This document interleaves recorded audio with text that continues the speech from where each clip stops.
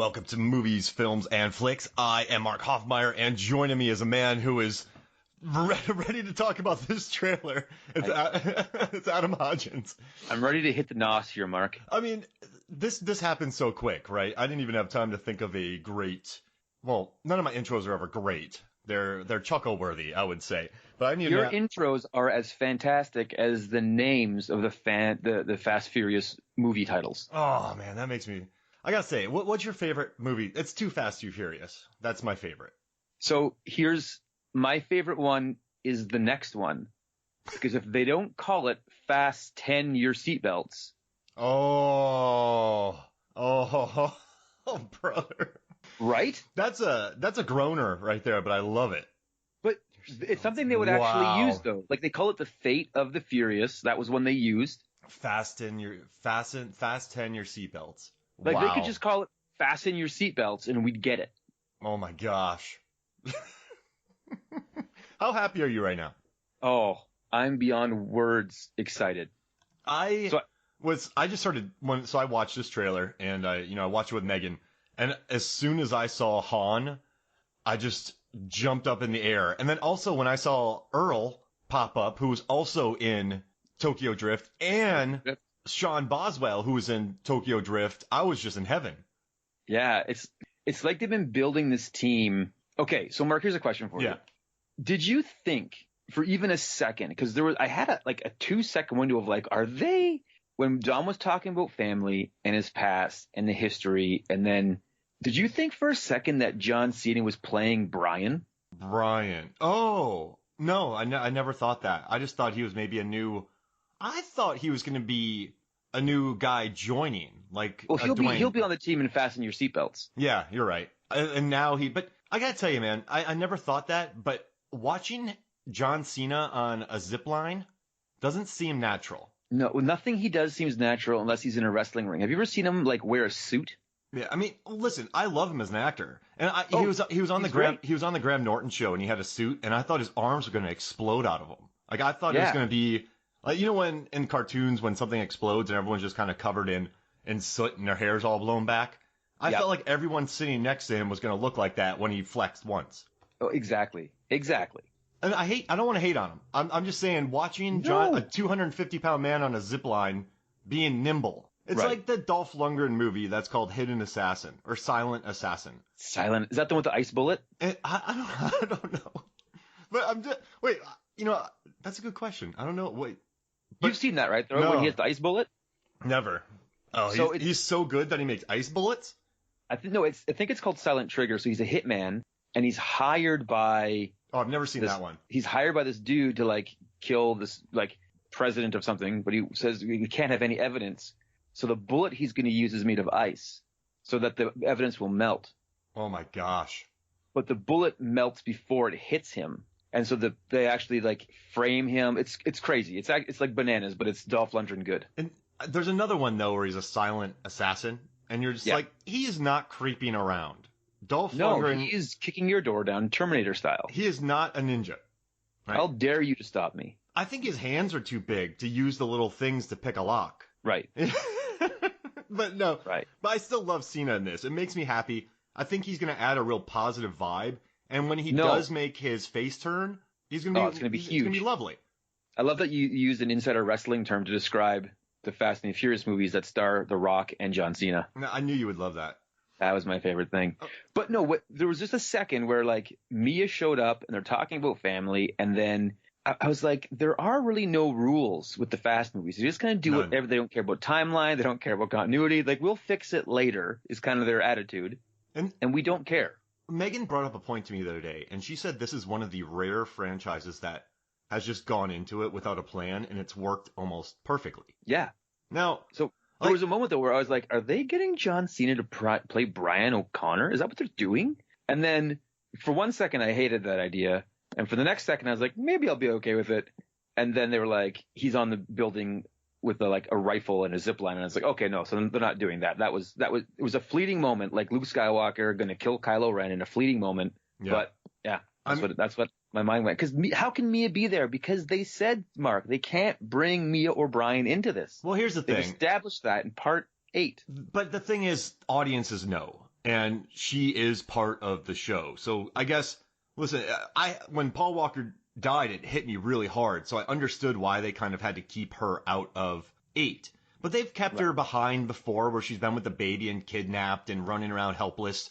I mean, if you think about in the original, the first one, Fast and the Furious, Brian trusted her to take the wheel while he dove on a truck. She was extremely capable. So, she's very capable. Everybody in the Fast universe is capable. I think in the story, we aren't going to bring them back, but it also takes us as fans to I like Jordana Brewster, and I'd be bummed if she never came back. So even though the story said we can't do it, I think us as fans, we got to understand with this, we get it, right? So even though they said it, I'm not, you know what I mean? I'm not too worried about it. I mean, and I was thinking about something else, and it got me down a rabbit hole. And so there's been a big thing lately about justice for Han, and I get it. However, in the third one, Justin Lin, the director of 3, 4, 5, and 6, shot himself in the foot a little bit by killing Han. I don't think he expected how much the character would resonate, because dude's awesome in that movie. He's like incredible. He's like a Jedi-esque mentor who's always eating. He's basically Brad Pitt in Ocean's 11 mixed with, I don't know, Obi-Wan. And so he comes back, they make him prequels. So 4, 5, and 6 are prequels. And they're like, listen, we have to kill him. Like, we killed him, so we have to kill him. So it makes sense. Dead. Yeah, it makes sense to have the heavy of Furious 7 be the one who killed Han. It just does. But then they weren't expecting Statham, who murdered many, many police officers in 7, to come back as a good Uncle Statham in 8, and then Luke and Hobbs and Shaw in his own spinoff. So once Statham became popular, the Fast people were like, crap, like, we love this guy, great team player. We've got a paradox here. And I think the only thing, they had to bring Han back. They couldn't, because it did bother me, man. Now, I'm able to get my head around it, but you're sitting here watching Statham and Hobbs and Shaw, and you're thinking, you murdered 30 police officers so you could visit your brother. You killed innocent people with families. You killed Han. So knowing now that Han is alive, I still feel bad for all the police officers, but at least I know that Statham maybe put him in a bunker somewhere, or I don't know. Right. Like, that's gonna be the end pickup scene is Statham like going back and saving his life. And then when Statham says there's things I got to make right, maybe he put Han in some evil black site, and then he goes and busts him out. Right. So, like just to kind of atone for what he had done. So here's the thing. With the trailer reveal of Han being in it, how great would a James Bond style opening of Statham freeing Han be? Oh, that'd be so awesome. Right? Just like cold cut, boom, and it's Jason driving that dune buggy of his. Goldeneye. Black Op, yeah. Diving off a dam. It's both Shaws. Whoa, yes, please. Right? Like an 8. Yeah. And I just think you had to do it. And I also love the return of Earl and Lucas Black, how they put a rocket on a Fiero, and then they put, okay, you're a writer, Adam. Yeah. And you're thinking, what can we do that's funny with Tyrese? Like in 8, they put him in a Lamborghini on ice. And then he goes underwater. Right. Then he gets dragged on a thing. He's hilarious. They're like, what can we do with him in this one? Let's put him in a Fiero with a rocket on top and make a rocket car. Like that's retirement level writing right there. You could just retire on that. How do you guys do emissions control in your cars when you buy a new vehicle? Well, so for the first couple of years, you don't need to get your emissions checked. However, after it gets 2 years old, then every year when you re-up your registration, you have to get your emissions checked. Okay, so that came into Ontario in about 2002. And so when that happened, I was actually running an automotive like maintenance shop. And so, we had our dyno and people would come in there. And back then you had to drive a car for like a minute and a half with a probe in the tailpipe and check the emissions. A gentleman came in, I'm using that term a little bit loosely, with what looked like Ferrari Testarossa. Now I know that in like the southern states where the weather's nice for most of the year, that maybe isn't a super rare occurrence. Here in Ontario, I've only seen 2 in my life on the road. So this guy comes in with a Ferrari Testarossa, which quickly I realize is a kit car. Now a Pontiac Fiero has a rear engine, and it's small enough that you can take the body off. It's still got a frame and put kit cars on them. So all kinds of people will take a Fiero and put a kit car on it as something fun to do. Wow. This was clearly a Pontiac Fiero kit car. And so the guy hands me the ownership, which says Pontiac on the ownership, like P-O-N-T. And so I start typing in the information, and I type up Pontiac and Fiero and 2.2 liter 4-cylinder engine. And the guy's like, whoa. What are you doing? This is clearly a Ferrari. Oh, no. And I was like, oh, this guy, he's trying to fool me that he's got and I was like, well, no, but you know, it's a really good kit car, sir. Like, you've done an excellent job on this, but I got to run it as what it actually is, which is a Pontiac Fiero. And he looked at me, he's like, what are you talking about, a kit car? And so, like, I opened the trunk Oh, no, he didn't know? He bought it from a guy for $23,000. Oh, no. Thinking it was a Ferrari. Oh, goodness. Yeah, he was not happy. And then the car failed. It was bad news. So whenever I see a Pontiac Fiero, I chuckle to myself about that guy. Wow. Yeah. Swindled. But Did also, he buy a car wash too? No, he didn't buy a car wash as well, because that would have been the next bad step. But like the steering wheel said Pontiac on it, and he just thought the guy replaced the steering wheel with a Pontiac steering wheel. Man, I like this guy who sold this other guy a kit car. Well, the other thing is, though, it's like, can't blame him. If you can get away with it, if the guy's like, well, seems legit to me, and it's got a Pontiac emblem on the steering wheel, like, that's a fool and his money are quickly parted, right? If some guy came up to me and I had a kit car, he's like, I'll give you 50 G's for that. Yeah. Well, I wouldn't tell him anything. 100%. Sold, sir. You know what? 40. I'll be like, you know what? Look at the registration real quick. No, I don't need to. Look at the steering wheel. Nah. Look at the VIN. The engine. Yeah. Look at the engine and the VIN number. No, I want this Lamborghini. Or it's like, drive the car. Yeah. Like, it's got a Cavalier engine in it. Give it some gas. Right? Like, just open it up a little bit, and then you realize that the kit body on it's actually slowing the thing down. Yep. So that's my Pontiac Fiero moment. But then that makes it even better that they put Tyrese on it with a rocket. Yeah, no, exactly. That's his moment. And did you see, I don't know if you noticed in the trailer, but Tyrese throws a Superman punch like Paul Walker does in his Fast movies. Yes, I did see that.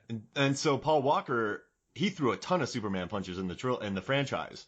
So seeing Roman do it, his best friend, oh man, that made me so happy. Yeah, it really, okay. So here's my fantasy booking of the Fast franchise. Because did you notice the tagline was F9, the Fast Saga, which I think is to differentiate it from the Hobbs and Shaw thing, right? We want to kind of brand it ourselves. I would love to see a Fast Saga of a young teenage Brian and a young teenage Roman getting into shenanigans. Oh my gosh, that'd be the best. Who would you cast as young Brian and young Roman? I'd cast Tyrese, and then I'd cast Chris Pine. As a teenage version of Brian? Yes.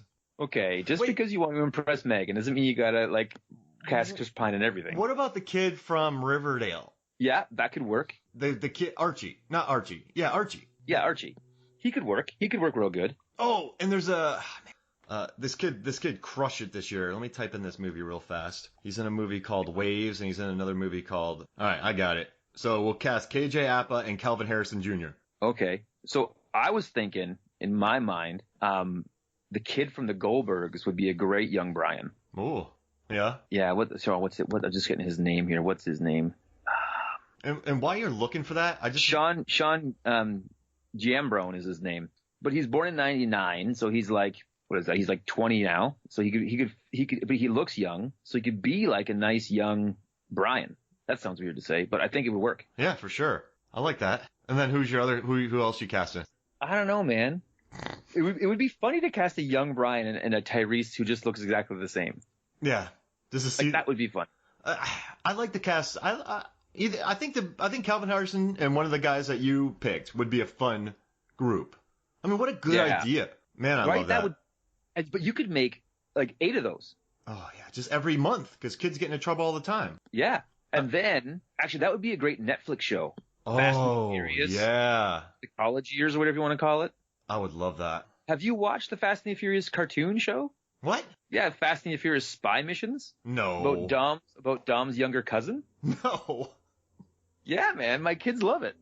Are you lying to me? No. Oh, wow. Google it right now.